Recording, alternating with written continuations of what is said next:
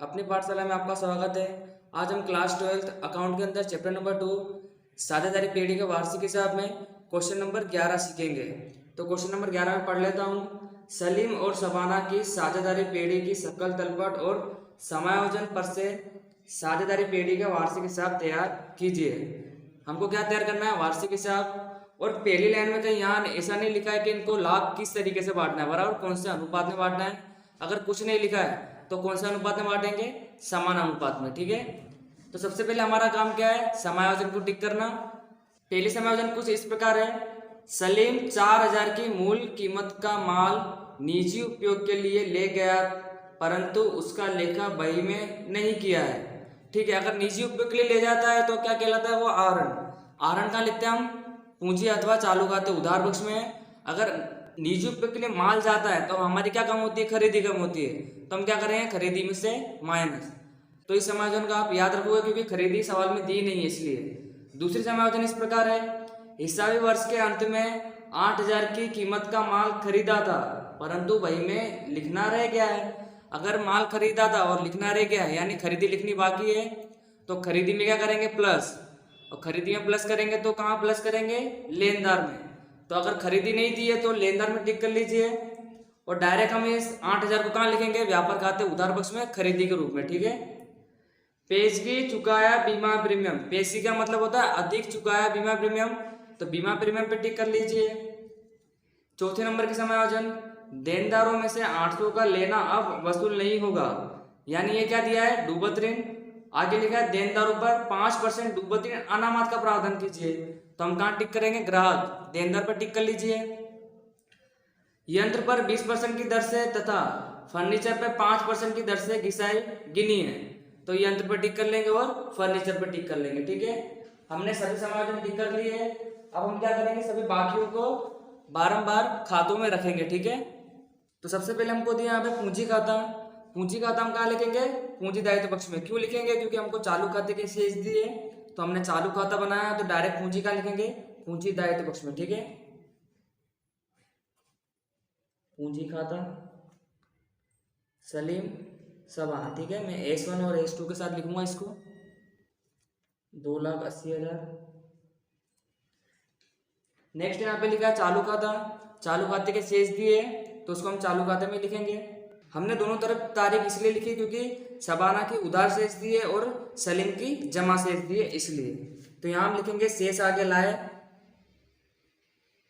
शबाना की है 10,000 और सलीम की है 40,000। ठीक है, इस प्रकार आप ध्यान से देखिएगा, नाम ऊपर नीचे दिया है तो आपको कुछ प्रॉब्लम ना हो लिखने में। नेक्स्ट यहाँ पे लिखा है माल का स्टॉक। माल के स्टॉक के आगे तारीख लिखी है 31/3/17, मतलब हमको अंतिम स्टॉक दिया है। संपत्ति लेना पक्ष में लिखेंगे अंतिम स्टॉक 54,800। नेक्स्ट हमको रोकड़ शेष दिए। रोकड़ शेष भी हमारी क्या? संपत्ति। रोकड़ शेष 560। नेक्स्ट यहाँ पे दिया है बैंक में चालू खाता। बैंक में चालू खाता भी हमारी क्या कहलाती है? संपत्ति कहलाती है। ठीक है, यहाँ लिखेंगे संपत्ति लेना पक्ष में बैंक में चालू खाता 14,000। नेक्स्ट यहाँ पे लिखा है SBI की फिक्स डिपॉजिट। आपकी फिक्स डिपॉजिट भी क्या होती है? संपत्ति होती है। संपत्ति लेना पक्ष में लिखेंगे, तो यहाँ पे लिखेंगे SBI की FD 80,000। नेक्स्ट यहाँ पे लिखा है देनदार और लेनदार। देनदार हमारी संपत्ति है, लेनदार हमारे दायित्व है। दोनों पे समायोजन है तो रकम कहाँ लिखेंगे? हम अंदर लिखेंगे। ठीक है, नेक्स्ट लिखा है वेतन। वेतन हमारा खर्च है, लाभानी का तो उधार पक्ष में लिखेंगे वेतन 37,000। आगे लिखा है जमीन मकान। जमीन मकान में हमारी क्या? संपत्ति। संपत्ति लेना पक्ष में लिखेंगे जमीन मकान 1,20,000। आगे लिखा है ऑफिस यंत्र। ऑफिस यंत्र हमारी संपत्ति है और इस पर समायोजन भी इसलिए रकम का लिखेंगे अंदर लिखेंगे 40,000। फर्नीचर भी हमारी संपत्ति है 10,000, अंदर रकम लिखेंगे क्योंकि समायोजन है। नेक्स्ट यहाँ पे लिखा है बीमा प्रीमियम। बीमा प्रीमियम हमारा खर्च है, लाभ हानि खाते उधार पक्ष में लिखेंगे, यहाँ लिखेंगे बीमा प्रीमियम 2000। नेक्स्ट लिखा है भाड़ा पट्टा पर ली मशीनरी।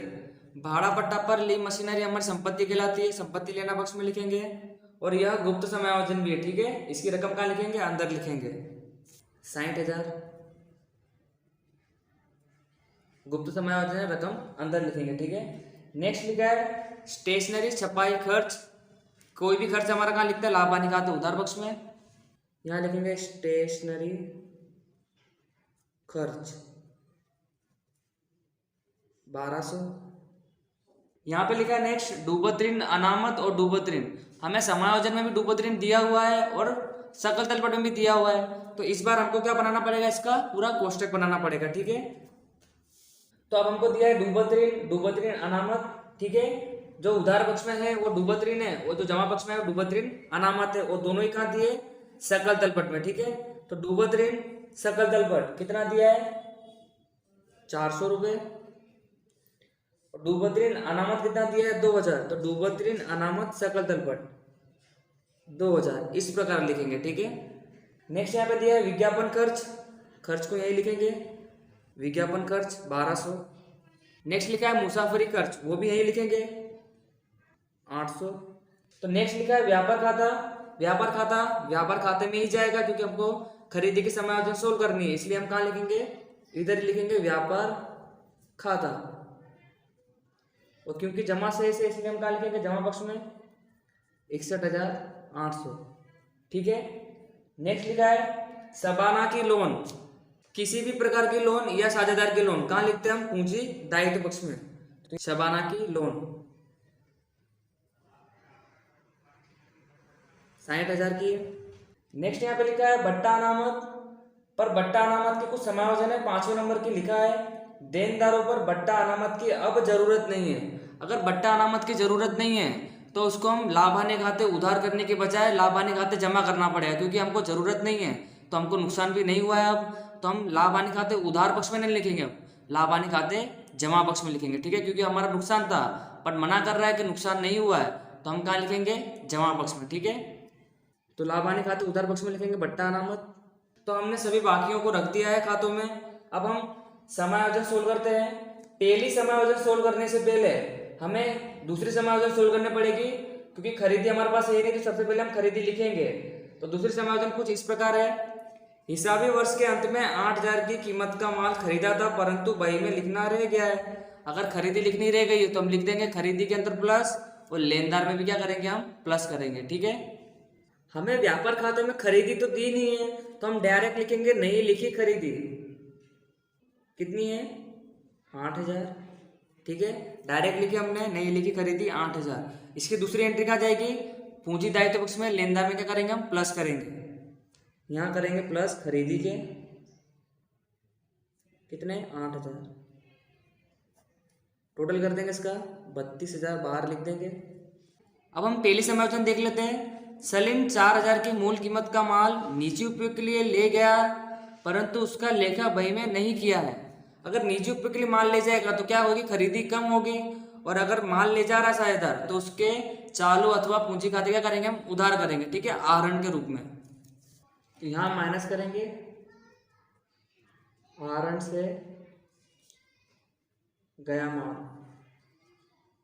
4,000 का, ठीक है। 8,000 में 4,000 माइनस करेंगे तो बाहर कितना आया, 4,000। अब इस 4,000 की दूसरी एंट्री कहाँ देंगे, चालू खाते उधार पक्ष में। तो यहाँ लिखेंगे तारीख 31/3/17, आहरण किसका लिखा है, माल का आहरण, और किसने करा था, सलीम ने, तो सलीम के खाने में लिखेंगे 4,000 रुपये, इस प्रकार, ठीक है। तो पहली और दूसरी समायोजन हमने सोल्व कर ली है। तीसरी समायोजन पेशगी चुकाया बीमा प्रीमियम। अगर हमने अधिक बीमा प्रीमियम चुकाया है, हमारा लेना बनता है, तो बीमा प्रीमियम में से क्या करेंगे, माइनस करेंगे, दूसरा संपत्ति लेना पक्ष में लिखेंगे उसे। तो पहली एंट्री हम बीमा प्रीमियम में से माइनस करेंगे, अधिक चुकाया 400, 2,000 में 400 माइनस करा, बाहर कितना आया, 1,600। अब इस 400 की डबल एंट्री कहाँ देंगे, संपत्ति लेना पक्ष में, यहाँ लिखेंगे अग्रिम चुकाया बीमा प्रीमियम, कितना है 400 रुपये। तो इस प्रकार हमने समायोजन नंबर 3 भी सोल्व करी। नेक्स्ट लिखा है यहाँ पे, देनदारों में से 800 का लेना अब वसूल नहीं होगा। अगर लेना वसूल नहीं होगा तो ये हमारा क्या कहलाएगा, डूबत ऋण। पहली अनामत डूबत ऋण की है 800, अगर डूबत ऋण माइनस करेंगे तो यहाँ बचेगा 36,000। ठीक है, तो इस प्रकार हमने डूबत ऋण माइनस करा। दूसरा क्या लिखा है, देनदारों पर 5% डूबत ऋण अनामत रखी है। हाँ, अब हमको डूबत ऋण अनामत भी रखना है तो माइनस करेंगे डूबत ऋण अनामत 5%। अब आप इस 36,000 का 5% करेंगे 1800 आएगा। 36,000 में से 1800 माइनस कर देंगे अब आप 34,200। अब हमें इस डूबत ऋण और डूबत ऋण अनामत की दूसरी असर देने पड़ेगी। लाभ हानि खाते उधार पक्ष में कोष्टक में लिखेंगे। ठीक है, तो ये रही हमें डूबत ऋण समायोजन कितनी थी, 800 रुपये, और डूबत ऋण अनामत समायोजन कितनी आई थी, 1800 रुपये। इन तीनों को टोटल करके 2000 माइनस कर देंगे और रकम कहाँ लिखेंगे, बाहर लिखेंगे 3000। उसमें से 2000 माइनस करेंगे तो बाहर कितना आया, 1000 रुपये। ठीक है, तो इस प्रकार हमने देनदार के समायोजन भी सोल्व करी। आगे लिखा है, देनदार पर बट्टा अनामत की अब जरूरत नहीं है। इसे तो हमने सोल्व कर दिया, बट्टा अनामत की जरूरत नहीं है तो हमने कहाँ लिखा, जमा पक्ष में लिखा। ठीक है, आगे यंत्र पर 20% की दर से तथा फर्नीचर पर 5% की दर से घिसाई गिनी है। तो माइनस करेंगे घिसाई 20%, 40,000 का 20% आएगा 8,000 रुपये। माइनस कर देंगे 40,000 में से 32,000 बाहर। और फर्नीचर पे कितनी घिसाई देनी थी हमको, 5%। 10,000 का 5% आएगा 500 रुपये। तो 10,000 में से माइनस करेंगे 9,500 बाहर लिखेंगे। ठीक है, अब इन दोनों की डबल एंट्री कहाँ जाएगी, नुकसान हुआ है हमें, लाभ हानि खाते उधार पक्ष में लिखेंगे। तो यहाँ हमने लिखा फर्नीचर पर घिसाई और यंत्र पर घिसाई। फर्नीचर पर घिसाई कितनी आई थी, 500, और यंत्र पर आई थी 8,000। तो अब हम गुप्त समायोजन सोल्व करेंगे। जो पहली है, भाड़ा पट्टे पर ली मशीनरी 60,000, और तारीख क्या दी है उसके अंदर, तारीख दी है 1/4/16, जो कि हमारा हिसाबी वर्ष ही है। अगर यही तारीख दी है और कितने वर्ष के लिए दिया है, 5 वर्ष के लिए, तो डायरेक्ट हम किससे भाग देंगे, 5 से। अगर आप 5 से भाग दोगे 12 पंजे 60, तो कितना अपलिखित करेंगे हम, 12,000 अपलिखित करेंगे। ठीक है, आपको पता है अपलिखित करना पड़ता है। तो भाड़ा पट्टा मशीनरी में से क्या करेंगे, माइनस करेंगे, और दूसरी एंट्री लाभ हानि खाते उधार पक्ष में। तो यहाँ पर हम लिखेंगे अपलिखित 12,000, बाहर आएगा 48,000, और इस 12,000 की डबल एंट्री का देंगे लाभ हानि खाते उधार पक्ष में। यहाँ लिख देंगे अपलिखित मशीनरी 12,000। दूसरी गुप्त समायोजन है शबाना की लोन। साझेदार की लोन पर ब्याज हमको देना रहेगा। तो शबाना की लोन है कितने की, 60,000 की। अब हम इस पर ब्याज देंगे तो 60,000 गुणा प्रतिशत हमको यहाँ पे लिखा नहीं है। अगर कुछ नहीं लिखा है तो हम कितना प्रतिशत देते हैं, 6%। और तारीख कितनी लिखी है, 1/10/16। 1/10/16 से लेकर 31/3/17 तक कितने महीने हो गए, 6 महीने। 6/12 आपको मैंने सोल्व करना बताया है। इसका गुणा इससे, और जो भी संख्या है और इसका गुणा इससे। ठीक है, और भागे क्या करेंगे, 1200, क्योंकि इन दोनों गुणा क्या होता है, 1200। जब आप इसको सोल्व करोगे तो ब्याज आता है 1800। ठीक है, ये मैंने पहले की वीडियो में बताया कैसे निकालते हैं। ब्याज कितना आया, 1800। तो यहाँ पर हम लिखेंगे लोन पर ब्याज कितना आया, 1800, और इसकी दूसरी एंट्री लाभ हानि खाते उधार पक्ष में लिखेंगे लोन पर ब्याज 1800। ठीक है, तो इस प्रकार हमने क्वेश्चन नंबर 11 संपूर्ण हल कर लिया है।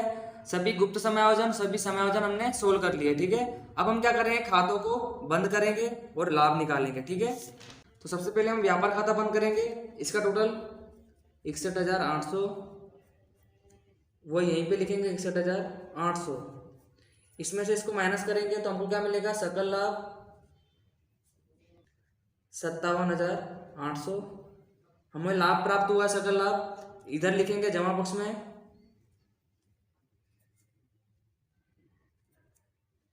57,800। अब हम लाभ हानि खाता बंद करेंगे।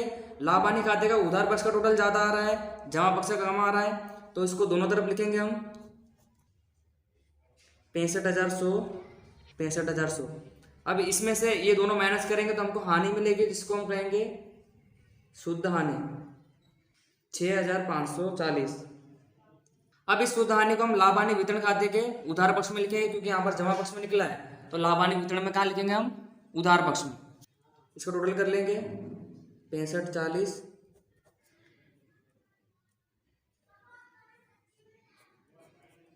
ठीक है। अब यहाँ पे हमारा क्या आया? वितरण पात्र हानि, जो कि हम किसको बांट देंगे? सलीम और शबाना को, सलीम और शबाना। अब इनका लाभ हानि का कुछ अनुपात नहीं है, तो हम क्या करेंगे? समान भाग में बांटेंगे। समान भाग कितना आएगा? 3,270 3,270। तो अब इस वितरण पात्र हानि को हम उधार पक्ष में लिखेंगे, क्योंकि यहाँ पर जमा पक्ष में आया है, इसलिए यहाँ लिखेंगे वितरण पात्र हानि 3270 3270। अब हम चालू खाता बंद करेंगे। चालू खाते का ये टोटल ज़्यादा आ रहा है सलीम का, तो दोनों तरफ लिखेंगे 40,000, यहाँ भी लिखेंगे 40,000। अब इस 40,000 में से दोनों माइनस करेंगे तो हमें मिलेगी शेष आगे ले गए, जो आएगी 32,730। शबाना का उधार पक्ष का टोटल ज़्यादा आ रहा है, तो हम यहाँ लिख देंगे 13,270 13,270। शेष आगे ले गए 13,270। ये जो उधार है इसको हम कहाँ लिखेंगे? जमा पक्ष में, यानी पूंजी दायित्व पक्ष में। और ये जो जमा है इसको हम कहाँ लिखेंगे? उधार पक्ष में, यानी संपत्ति लेना पक्ष में लिखेंगे। तो यहाँ हम लिखेंगे सलीम का चालू खाता 32,730 ठीक है। और यहाँ लिखेंगे शबाना का चालू खाता 13,270। अब हम क्या करेंगे? इन दोनों पक्ष का क्या करेंगे? टोटल करेंगे, जो कि समान आएगा 4,06,530। इसका भी कितना आएगा? 4,06,530।